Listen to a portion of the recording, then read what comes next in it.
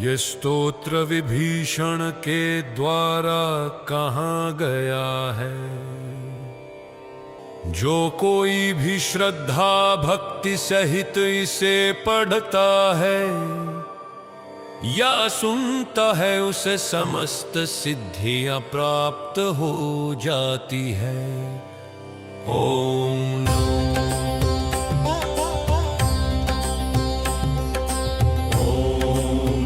नमो हनुमते तुभ्यं नमो मारुतसूनुवे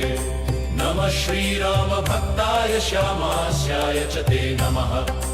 नमो वानरवीराय सुग्रीव सख्यकारिणे लंका विदाहनार्थाय हेलासागर तारिणे। सीताशोक विनाशाय राममुद्राधराय च रावणान्तकुलच्छेदकारिणे ते नमो नमः। मेघनादमुखध्वंसकारिणे ते नमो नमः। अशोकवन विध्वंसकारिणे भयहारिणे वायुपुत्राय वीराय आकाशोदरगामिने। वनपाल शिरच्छेद लंकापप्रासाद भंजिने ज्वलत्कनकवर्णाय दीर्घलाङ्गलधारिणे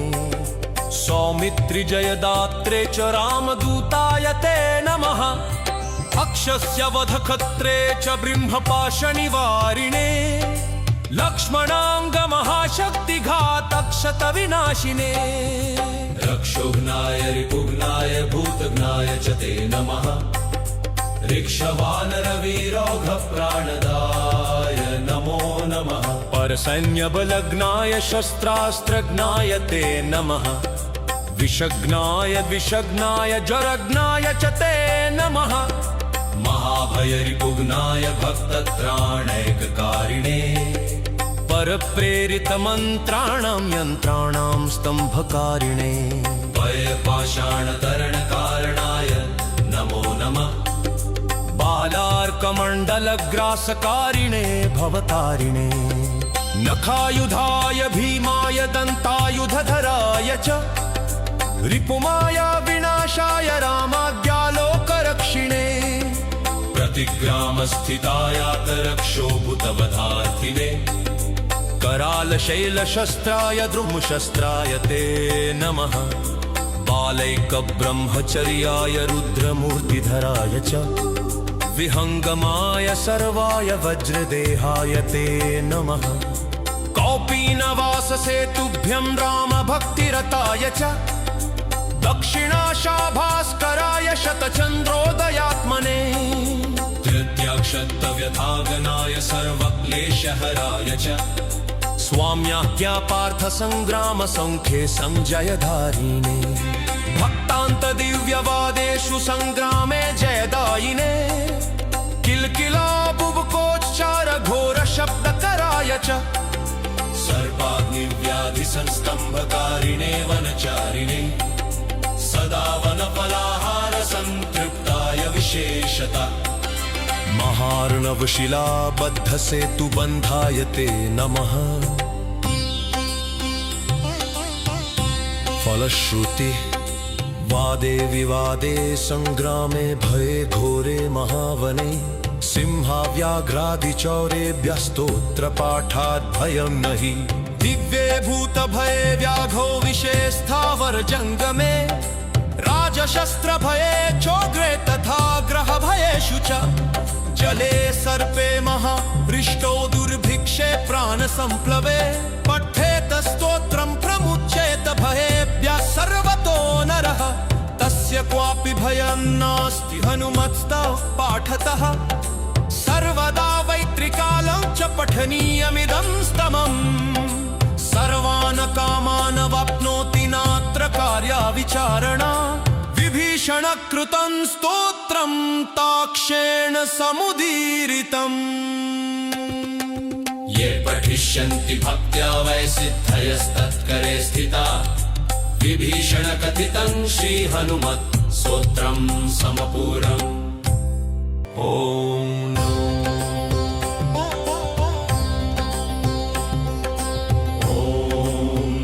नमो हनुमते तुभ्यं नमो मारुतसूनुवे नमः श्रीरामभक्ताय श्यामास्याय च ते नमः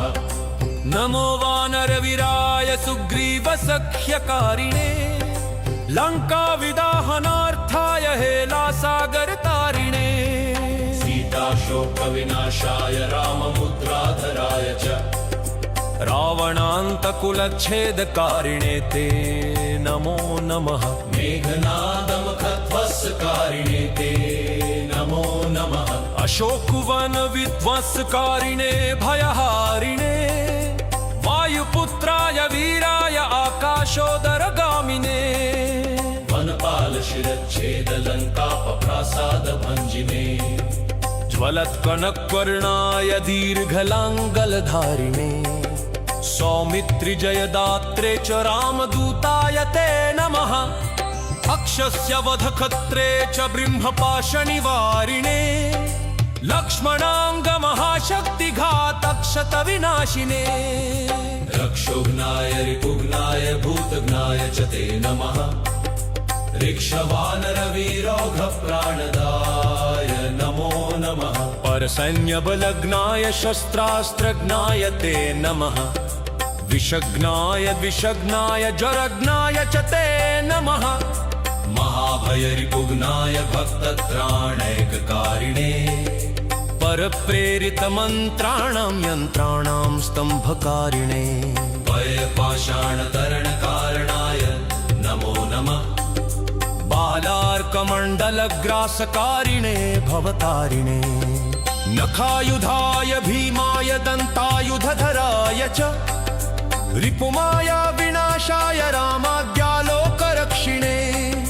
प्रतिग्रामस्थितायातरक्षोभूतवधार्थिने करालशैलशस्त्राय द्रुमशस्त्राय ते नमः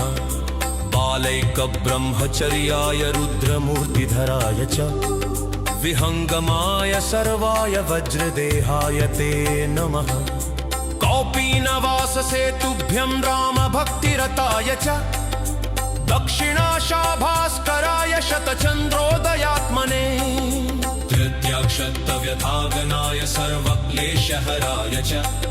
स्वाम्याज्ञा पार्थसङ्ग्रामसङ्ख्ये संजयधारिणे भक्तान्तदिव्यवादेषु सङ्ग्रामे जयदायिने किल्किला बुबुकोच्चार घोरशब्दकराय च सर्वाग्निव्याधिसंस्तम्भकारिणे वनचारिणे सदा वनफलाहार संतृप्ताय विशेषता महार्णवशिलाबद्धसेतुबन्धाय ते नमः फलश्रुति वादे विवादे संग्रामे भये घोरे महावने सिंहाव्याघ्रादिचौरेभ्यस्तोत्रपाठात् भयं नहि दिव्ये भूतभये व्याघो विषे स्थावर जङ्गमे राजशस्त्रभये चोग्रे तथा ग्रहभयेषु च जले सर्पे महाहृष्टो दुर्भिक्षे प्राणसम्प्लवे पठेत स्तोत्रं प्रमुच्येत भयेभ्यः सर्वतो नरः तस्य क्वापि भयं नास्ति हनुमत्स्तव पाठतः सर्वदा वैत्रिकालं च पठनीयमिदं स्तमम् सर्वान् कामान् वाप्नोति नात्र कार्या विचारणा विभीषणकृतं स्तोत्रं ताक्षेण समुदीरितम् ये पठिष्यन्ति भक्त्या वै सिद्धयस्तत्करे स्थिता विभीषणकथितं श्रीहनुमत् स्तोत्रं समपूरम् ॐ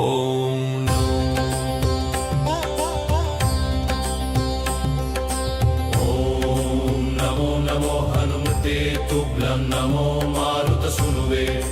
नमः श्रीरामभक्ताय श्यामास्याय च ते नमः नमो वानरवीराय सुग्रीवसख्यकारिणे लङ्काविदाहनार्थाय हेलासागरतारिणे सीताशोकविनाशाय राममुद्राधराय च रावणान्तकुलच्छेदकारिणे ते नमो नमः मेघनादमुखध्वंसकारिणे ते नमो नमः अशोकवनविध्वंसकारिणे भयहारिणे वायुपुत्राय वायुपुत्राय वीराय आकाशोदरगामिने वनपाल शिरच्छेद लंकापप्रासाद भंजिने ज्वलत्कनकवर्णाय दीर्घलाङ्गलधारिणे सौमित्रिजयदात्रे च रामदूताय ते नमः अक्षस्य वधखत्रे च ब्रह्मपाशनिवारिणे लक्ष्मणाङ्गमहाशक्तिघातक्षतविनाशिने रक्षोघ्नाय रिपुघ्नाय भूतघ्नाय च ते नमः ऋक्षवानरवीरौघप्राणदाय नमो नमः परसैन्यबलग्नाय शस्त्रास्त्रज्ञाय ते नमः विषग्नाय विषग्नाय जरग्नाय च ते नमः महाभयरिपुघ्नाय भक्तत्राणैककारिणे परप्रेरितमन्त्राणां यन्त्राणां स्तम्भकारिणे भयपाषाणतरणकारणाय नमो नमः बालार्कमण्डलग्रासकारिणे भवतारिणे नखायुधाय भीमाय दन्तायुधधराय च रिपुमाया विनाशाय रामाज्ञालोकरक्षिणे प्रतिग्रामस्थितायातरक्षोभूतवधार्थिने करालशैलशस्त्राय द्रुमशस्त्राय ते नमः बालैकब्रह्मचर्याय रुद्रमूर्तिधराय च विहङ्गमाय सर्वाय वज्रदेहाय ते नमः कौपीनवाससेतुभ्यं रामभक्तिरताय च दक्षिणाशाभास्कराय शतचन्द्रोदयात्मने तृतीयाक्षत्तव्यथागनाय सर्वक्लेशहराय च स्वाम्याज्ञापार्थसङ्ग्रामसङ्ख्ये सञ्जयधारिणे भक्तान्तदिव्यवादेषु सङ्ग्रामे जयदायिने किल्किला बुबुकोच्चार घोरशब्दकराय च सर्वाग्निव्याधिसंस्तम्भकारिणे वनचारिणे सदा वनफलाहार संतृप्ताय विशेषता महार्णवशिलाबद्धसेतुबन्धाय ते नमः फलश्रुति वादे विवादे संग्रामे भये घोरे महावने सिंहाव्याघ्रादिचौरेभ्यस्तोत्रपाठात् भयं नहि दिव्ये भूतभये व्याघो विषे स्थावर जङ्गमे राजशस्त्रभये चोग्रे तथा ग्रहभयेषु च जले सर्पे महावृष्टो दुर्भिक्षे प्राणसम्प्लवे पठेत स्तोत्रं प्रमुच्येत भयेभ्यः सर्वतो नरः तस्य क्वापि भयं नास्ति हनुमत्स्तव पाठतः सर्वदा वैत्रिकालं च पठनीयमिदं स्तमम्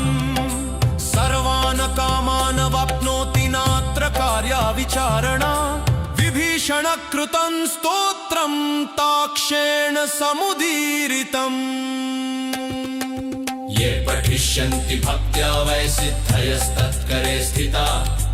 विभीषणकथितं श्रीहनुमत् स्तोत्रं समपूरम् ॐ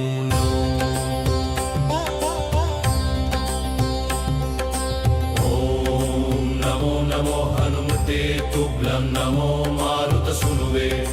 नमः श्रीराम भक्ताय श्यामास्याय च ते नमः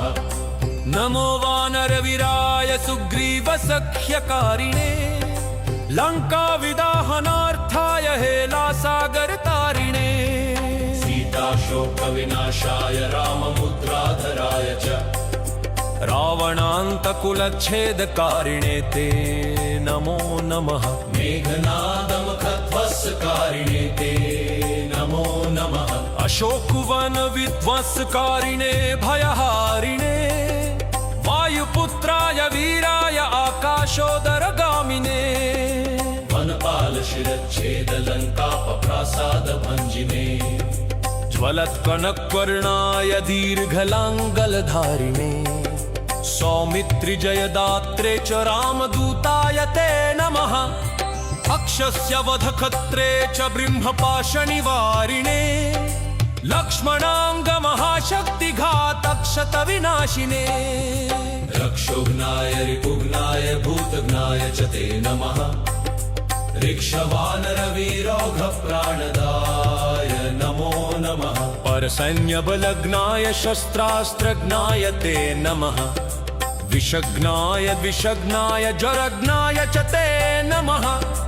महाभयरिपुग्नाय भक्तत्राणैककारिणे परप्रेरितमन्त्राणां यन्त्राणां स्तम्भकारिणे भयपाषाणतरणकारणाय नमो नमः बालार्कमण्डलग्रासकारिणे भवतारिणे नखायुधाय भीमाय दन्तायुधधराय च रिपुमाया विनाशाय रामाज्ञालोकरक्षिणे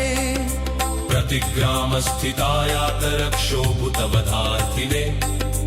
करालशैलशस्त्राय द्रुमशस्त्राय ते नमः बालैकब्रह्मचर्याय रुद्रमूर्तिधराय च विहङ्गमाय सर्वाय वज्रदेहाय ते नमः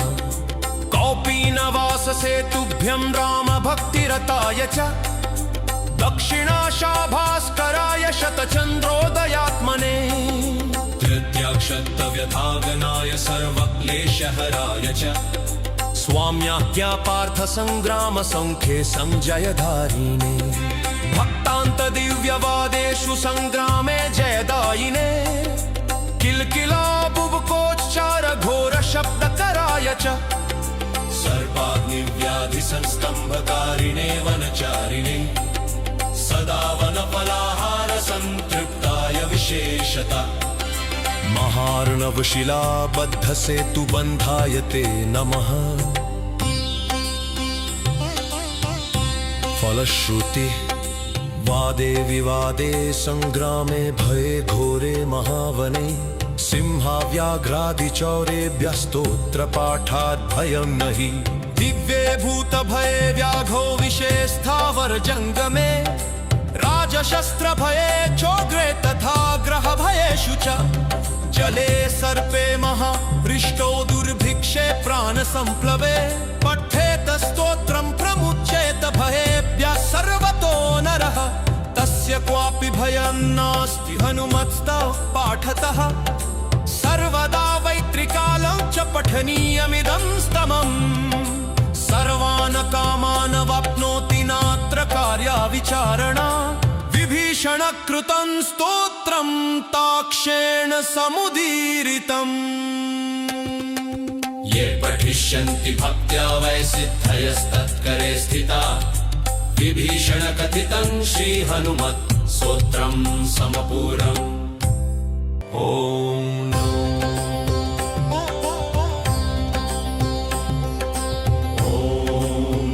नमो हनुमते तुभ्यं नमो मारुतसूनुवे नमः श्रीराम भक्ताय श्यामास्याय च ते नमः नमो वानरवीराय सुग्रीवसख्यकारिणे लङ्काविदाहनार्थाय हेलासागरतारिणे सीताशोकविनाशाय राममुद्राधराय च रावणान्तकुलच्छेदकारिणे ते नमो नमः मेघनादमुखध्वंसकारिणे ते नमो नमः अशोकवनविध्वंसकारिणे भयहारिणे वायुपुत्राय वीराय आकाशोदरगामिने वनपालशिरच्छेदलङ्कापप्रासादभञ्जिने ज्वलत्कनकवर्णाय दीर्घलाङ्गलधारिणे सौमित्रिजयदात्रे च रामदूताय ते नमः अक्षस्य वधखत्रे च ब्रह्मपाशनिवारिणे लक्ष्मणाङ्गमहाशक्तिघातक्षतविनाशिने रक्षोघ्नाय रिपुघ्नाय भूतघ्नाय च ते नमः ऋक्षवानरवीरौघप्राणदाय नमो नमः परसैन्यबलग्नाय शस्त्रास्त्रज्ञाय ते नमः विषग्नाय विषग्नाय ज्वरग्नाय च ते नमः महाभयरिपुघ्नाय भक्तत्राणैककारिणे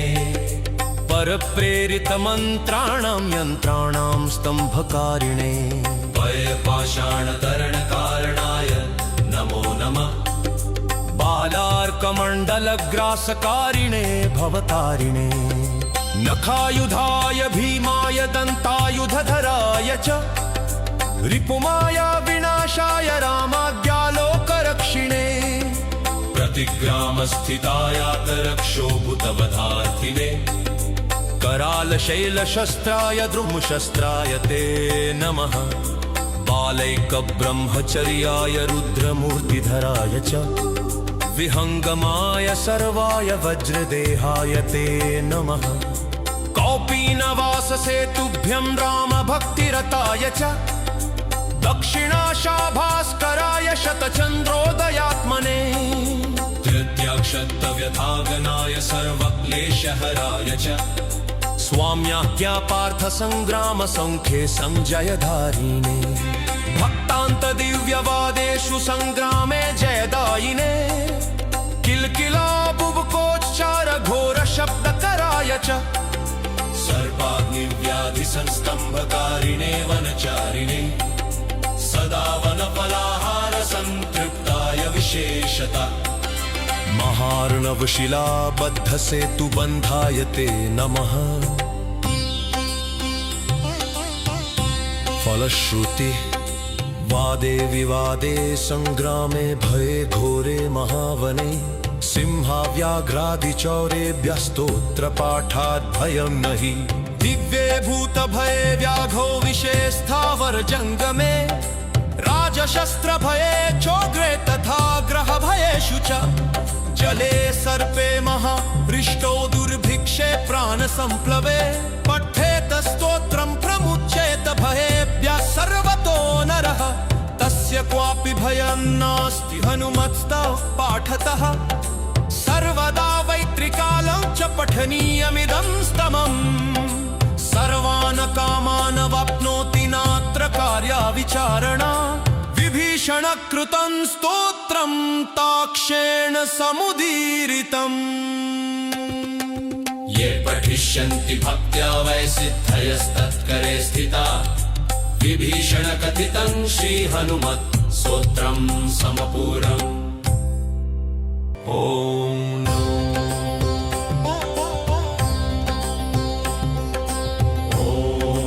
नमो नमो हनुमते तुभ्यं नमो मारुतसूनुवे नमः श्रीरामभक्ताय श्यामास्याय च ते नमः नमो वानरवीराय सुग्रीवसख्यकारिणे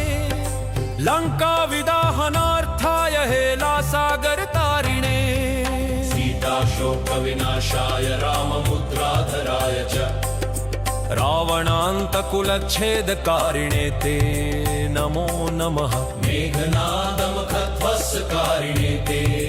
नमो नमः अशोकवनविध्वंसकारिणे भयहारिणे वायुपुत्राय वीराय आकाशोदरगामिने वनपालशिरच्छेदलङ्कापप्रासादभञ्जिने ज्वलत्कनकवर्णाय दीर्घलाङ्गलधारिणे सौमित्रिजयदात्रे च रामदूताय ते नमः अक्षस्य वधखत्रे च ब्रह्मपाशनिवारिणे लक्ष्मणाङ्गमहाशक्तिघातक्षतविनाशिने रक्षोघ्नाय रिपुघ्नाय भूतघ्नाय च ते नमः ऋक्षवानरवीरौघप्राणदाय नमो नमः परसैन्यबलग्नाय शस्त्रास्त्रज्ञाय ते नमः विषग्नाय द्विषग्नाय ज्वरग्नाय च ते नमः महाभयरिपुघ्नाय भक्तत्राणैककारिणे परप्रेरितमन्त्राणां यन्त्राणां स्तम्भकारिणे भयपाषाणतरणकारणाय नमो नमः बालार्कमण्डलग्रासकारिणे भवतारिणे नखायुधाय भीमाय दन्तायुधधराय च रिपुमाया विनाशाय रामाज्ञालोकरक्षिणे प्रतिग्रामस्थितायातरक्षोभूतवधार्थिने करालशैलशस्त्राय द्रुमशस्त्राय ते नमः बालैकब्रह्मचर्याय रुद्रमूर्तिधराय च विहङ्गमाय सर्वाय वज्रदेहाय ते नमः कौपीनवाससेतुभ्यं रामभक्तिरताय च दक्षिणाशाभास्कराय शतचन्द्रोदयात्मने तृतीयाक्षत्तव्यथागनाय सर्वक्लेशहराय च स्वाम्याज्ञा पार्थ संग्राम संख्ये संजयधारिणे भक्तान्त दिव्यवादेषु संग्रामे जयदायिने किलकिला बुबकोच्चार घोर शब्दकराय च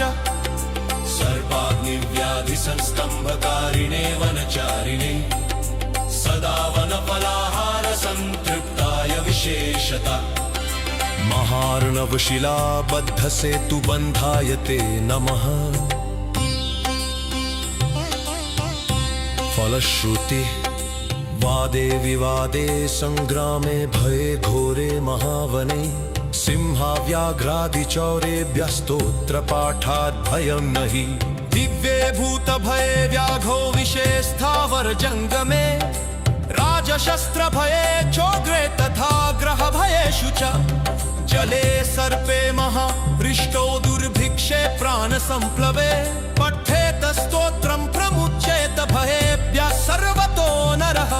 तस्य क्वापि भयं नास्ति हनुमत्स्तव पाठतः सर्वदा वैत्रिकालं च पठनीयमिदं स्तमम् सर्वान् कामान् वाप्नोति नात्र कार्या विचारणा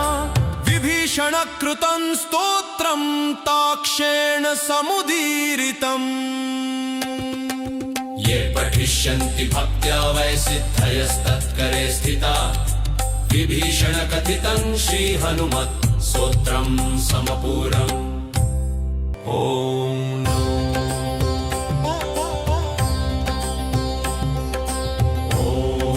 नमो नमो हनुमते तुभ्यं नमो मारुतसूनुवे नमः श्रीराम भक्ताय श्यामास्याय च ते नमः नमो वानरवीराय सुग्रीवसख्यकारिणे लङ्काविदाहनार्थाय हेलासागरतारिणे सीताशोकविनाशाय राममुद्राधराय च रावणान्तकुलच्छेदकारिणे ते नमो नमः मेघनादमखध्वंसकारिणे ते नमो नमः अशोकवन विध्वंसकारिणे भयहारिणे वायुपुत्राय वीराय आकाशोदरगामिने वनपालशिरच्छेदलङ्कापप्रासादभञ्जिने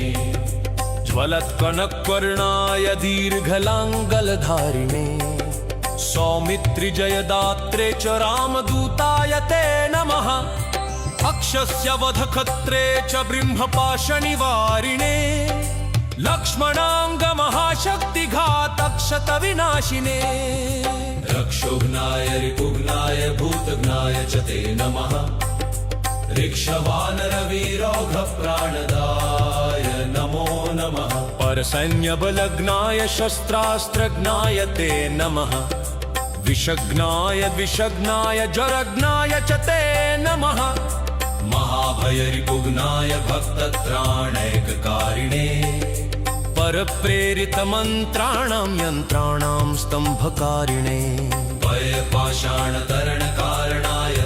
नमो नमः बालार्कमण्डलग्रासकारिणे भवतारिणे नखायुधाय भीमाय दन्तायुधधराय च रिपुमाय विनाशाय रामाज्ञालोकरक्षिणे प्रतिग्रामस्थितायातरक्षोभूतवधार्थिने करालशैलशस्त्राय द्रुमशस्त्राय ते नमः बालैकब्रह्मचर्याय रुद्रमूर्तिधराय च विहङ्गमाय सर्वाय वज्रदेहाय ते नमः कौपीनवाससेतुभ्यं रामभक्तिरताय च दक्षिणाशाभास्कराय शतचन्द्रोदयात्मने तृतीयाक्षत्तव्यथागनाय सर्वक्लेशहराय च स्वाम्याज्ञा पार्थ संग्राम संख्ये संजयधारिणे भक्तान्त दिव्यवादेषु संग्रामे जयदायिने किलकिला बुबकोच्चार घोर शब्दकराय च सर्वाग्निव्याधिसंस्तम्भकारिणे वनचारिणे सदा वनफलाहार संतृप्ताय विशेषता महार्णवशिलाबद्ध सेतुबन्धाय ते नमः फलश्रुति वादे विवादे संग्रामे भये घोरे महावने सिंहाव्याघ्रादिचौरेभ्यस्तोत्र पाठात् भयं नहि दिव्ये भूत भये व्याघो विषे स्थावर जंगमे राजशस्त्र भये चोग्रे तथा ग्रह भयेषु च जले सर्पे महाहृष्टो दुर्भिक्षे प्राण संप्लवे पठेत स्तोत्रं प्रमुच्येत भयेभ्यः सर्वतो नरः तस्य क्वापि भयं नास्ति हनुमत्स्तव पाठतः सर्वदा वैत्रिकालं च पठनीयमिदं स्तमम् सर्वान् कामान् वाप्नोति नात्र कार्या विचारणा विभीषण कृतं स्तोत्रं ताक्षेण समुदीरितम् ये पठिष्यन्ति भक्त्या वै सिद्धयस्तत्करे स्थिता विभीषण कथितं श्रीहनुमत् स्तोत्रं समपूरम् ॐ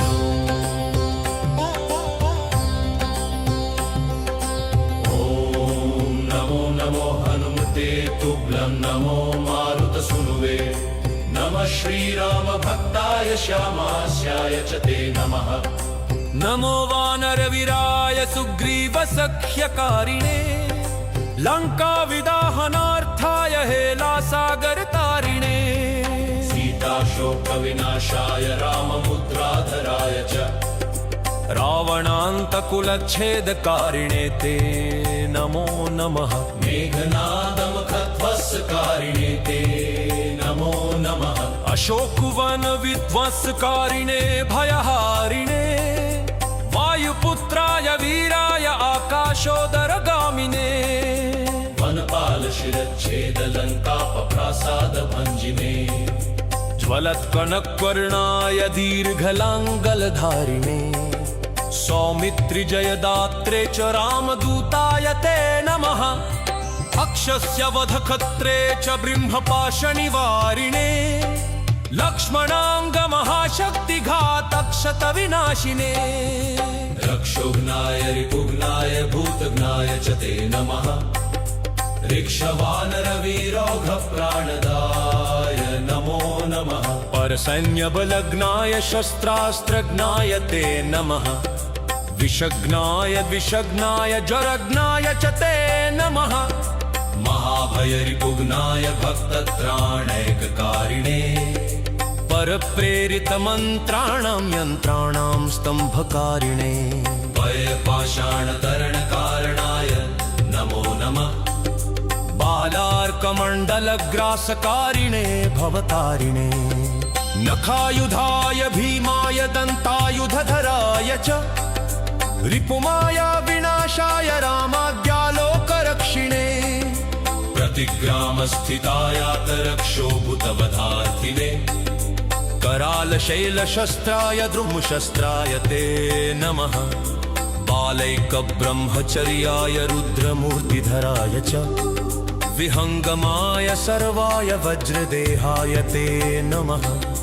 कौपीनवाससेतुभ्यं रामभक्तिरताय च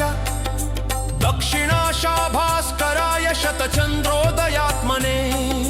तृतीयाक्षत्तव्यथागनाय सर्वक्लेशहराय च स्वाम्याख्या पार्थसङ्ग्रामसङ्ख्ये संजयधारिणे भक्तान्तदिव्यवादेषु सङ्ग्रामे जयदायिने किल्किला बुबुकोच्चार घोरशब्दकराय च सर्पाग्निव्याधिसंस्तम्भकारिणे वनचारिणे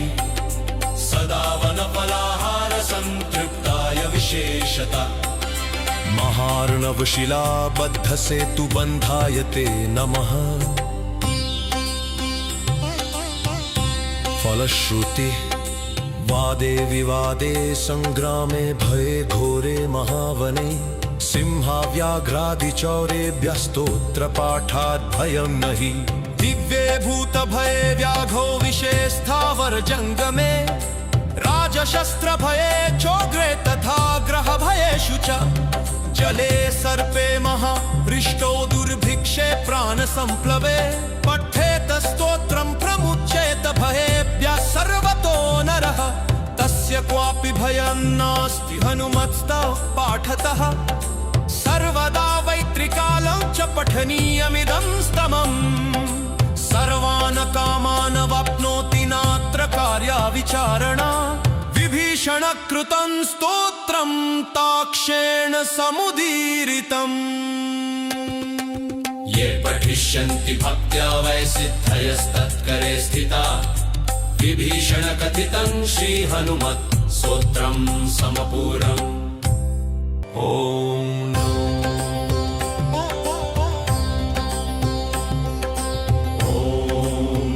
नमो हनुमते तुभ्यं नमो मारुतसूनुवे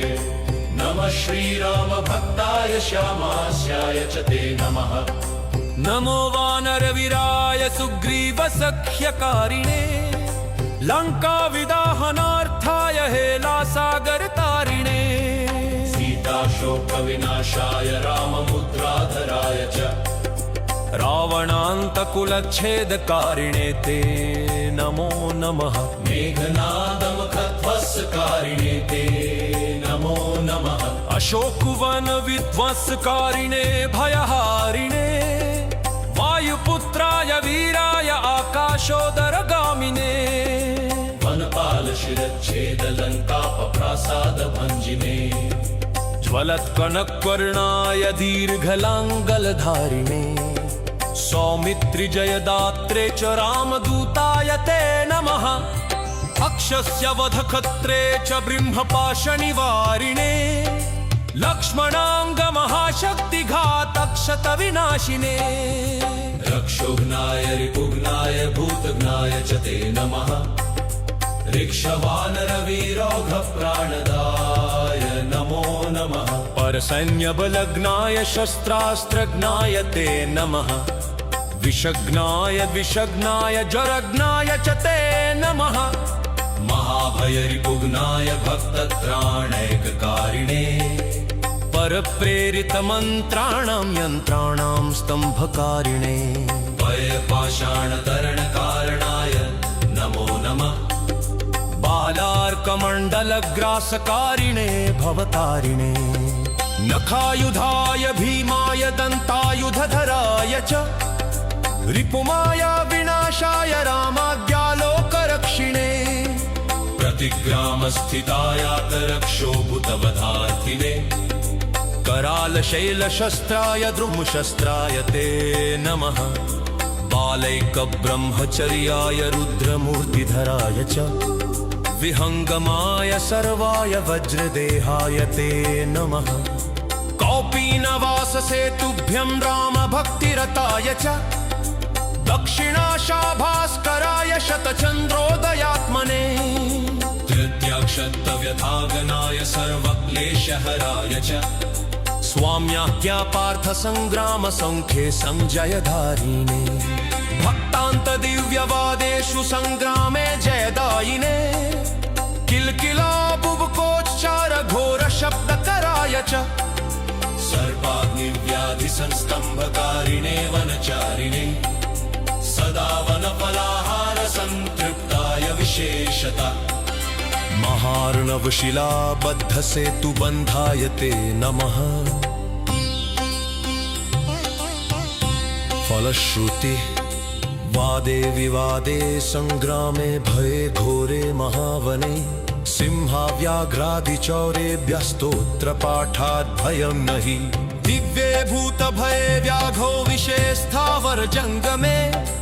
राजशस्त्र भये चोग्रे तथा ग्रह भयेषु च